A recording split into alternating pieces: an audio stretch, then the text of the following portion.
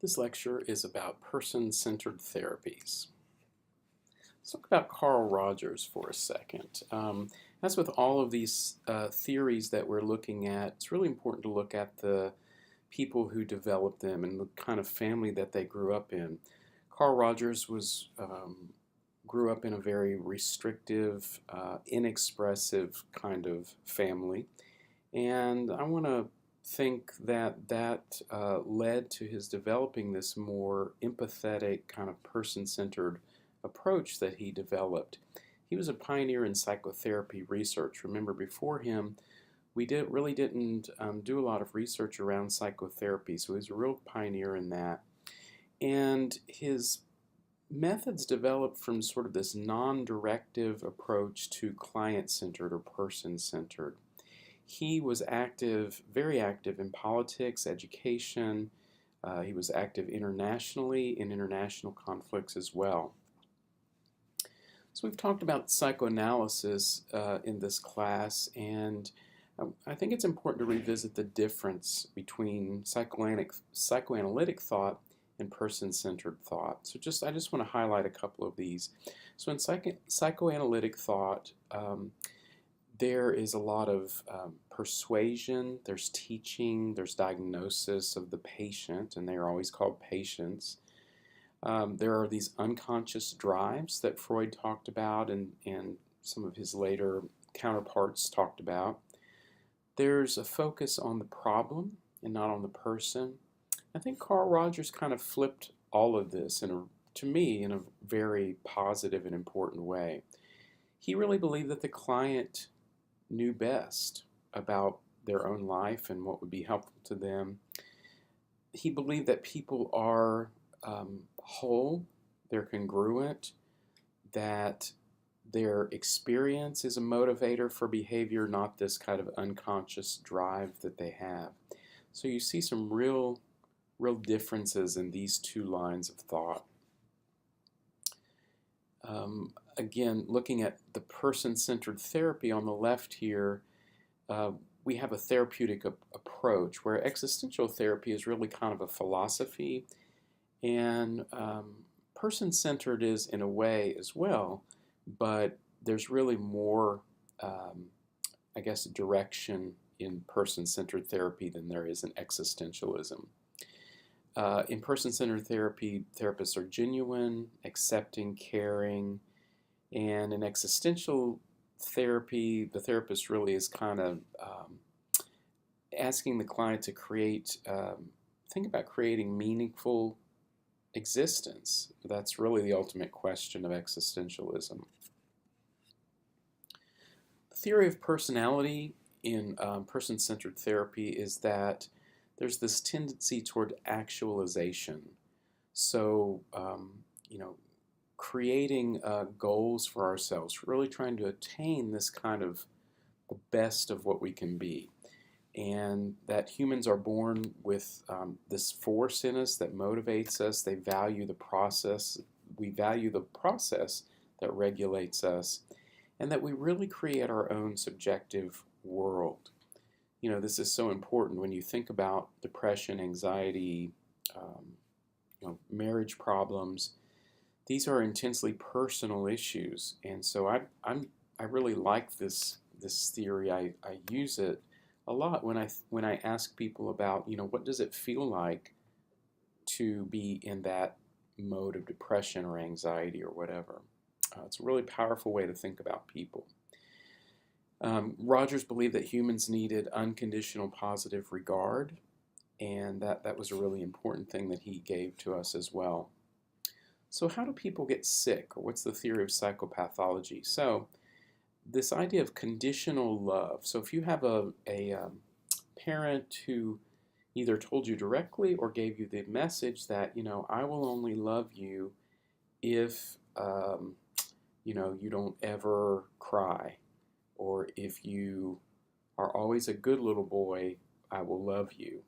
Well, nobody's ever always a good little boy, right? So Rogers believed that pathology developed this way when there was all of this kind of condition, when there were conditions put on people. And so He thought that psychopathology reflected kind of this estrangement of people from their true self.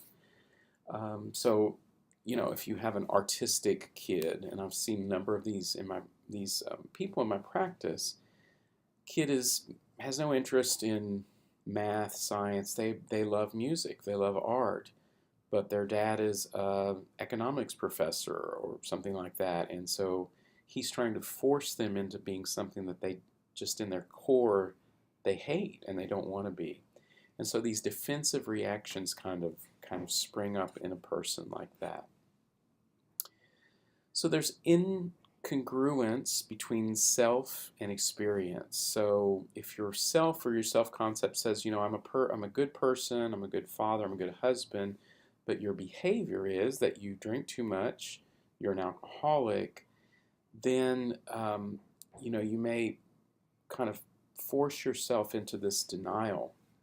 I saw a client recently who was a minister, and this person also had a pornography addiction, really bad. And so there was this kind of public persona of himself, holding himself as a man of God and, you know, all of that. And then he was horribly addicted to pornography. So there's this denial that sets in with people like that. So again, when our self leads us in a direction that's inconsistent with our behavior, that's when we become incongruent and when society becomes incongruent. So I mentioned the student, that's a good example. A student wants to major in art, but the family pushes them toward medicine. And because all the men in the family have all been doctors or police officers or social workers or whatever. And so, again, this sets up this kind of conflict in this person that can result in problems. So let's look at the therapeutic relationship that Rogers wanted us to have with our clients from his perspective. We're going to look at these 6 things here. We will start with the relationship and vulnerability. So there is the relationship between the therapist and the client is hugely important. And he thought the client needed to be in this state of kind of psychological vulnerability. When we think about people that come in to see us in therapy, they often have these kind of defenses built up, right? And so Rogers thought for them to get some help, they needed to become vulnerable with us. And so that would allow us to kind of explore their true self. He also talked about congruence and genuineness, and I think this relates to existentialism certainly, but the therapist in this situation needs to be themselves, needs to not be phony or fake. And so he gives an example here of the client saying, I'm lost, I've got no direction, and the therapist saying, you're kind of reflecting back to them, you're feeling really lost and not sure where to go. I feel that also, but I'm going to be here with you. And this is something that I often say to my clients when they come in, and they've revealed to me some dark secret, some abuse, or something that they've done that they really need to deal with in their life. And they may cry, it just hurts to be so vulnerable. And so one of the things I often say is, I'm here with you. If you want to come here and talk with me about these things in a safe place, I'm not going to judge you.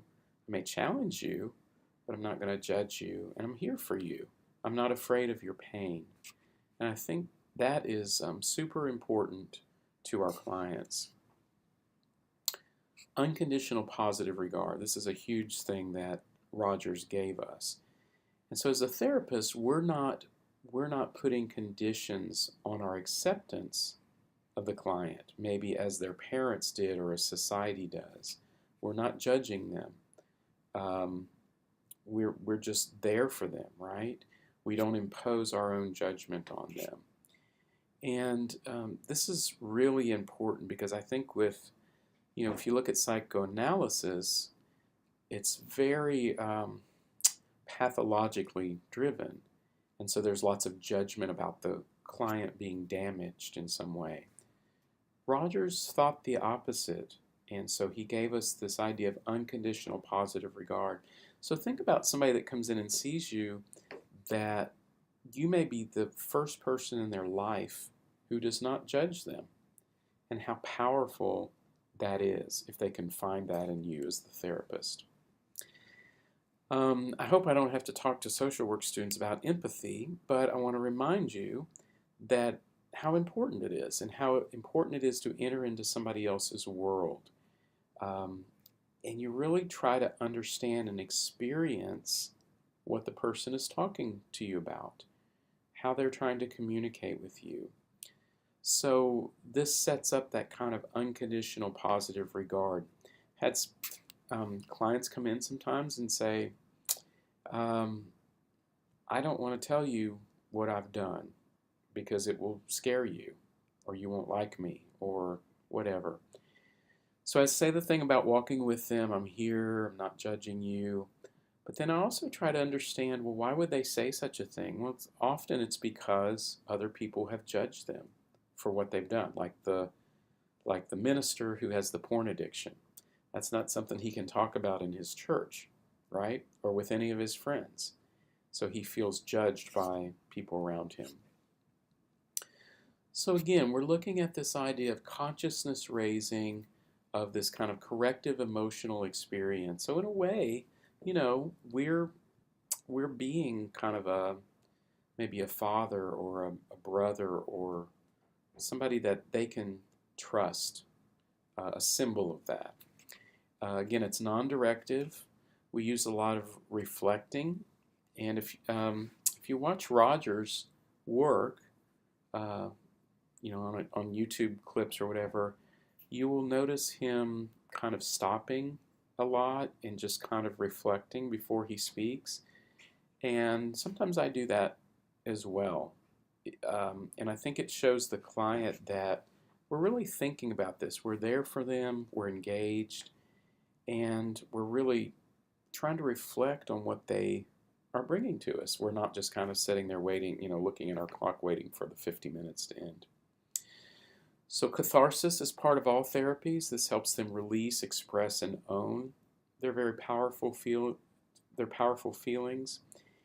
And so coming back to see us is kind of this gradual corrective experience. So in therapy, we're talking about anxiety, so living a divided life. Hey, if you are an artist, if you really want to be a musician, and you're going and sitting in a cubicle every day, being a customer service rep, that's a divided life. And how powerful would it be for you to go be a musician? I've got some friends, young guys, who have a band called Isle of Eight. You should look them up. They're really good, and they're young, not in relationships and things, but they're really trying to make it, and they bought a van, and they're traveling around, and they're trying to make it as a band. And I just have real respect for them. They may not make it.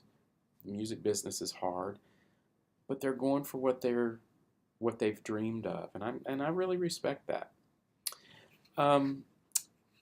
Clients become responsible for learning about their value, and they really learn about intimacy and really how to have intimate, personal, and real relationships with people. And so hostility stems from this disowning of our lives in order to please others. So it's, again, just as with existentialism, this is really talking about being authentic. So the ideal individual is somebody that demonstrates trust, They can be who they are, and they grow as a person. This kind of self-discovery is something that they're kind of always doing. One of the most powerful things I've ever seen is for somebody to finally make a choice about the direction their life is taking. I saw a woman this week, just this week in my therapy practice. I've seen her probably 2 years, and every time she comes and sees me, we talk about her husband, who is just not uh, just not a real great guy. He struggles with lots of things, and the bad part of it is he won't do anything about it. He won't get himself into some counseling. He won't deal with his drug issue, and he just is kind of stuck and victimized. And this week she came in to me and she said, I've decided to leave my husband. And they have a kid together, and she was happy about that. And she made the decision. I didn't ever say to her, you really need to leave him. All I did was kind of reflect to her every time she came and saw me, well, you're making a choice. You can choose to stay in the relationship and try to cope with it. You can choose to try to influence him, which she did. She did both of those things. And then finally she made the choice to leave him. And I think that's going to turn out to be a good choice for her as far as I can tell. So lots of varied backgrounds in person-centered therapy. You don't have to be a clinical social worker or psychologist. You probably should be in therapy yourself, as most therapists are that I've run into. You should really focus on empathy and being trained around that and being taught around that. So what does research tell us about PCT? Well, there was a meta-analysis done, and they found that PCT was superior to no treatment or a placebo. That's not a real strong thing to say. There is this thing called allegiance of effect. So, as we've talked about in class, some people are very wedded to whatever theory they believe in, and so that can show up in research as well. There were some smaller effects for children and adolescents than there were for adults.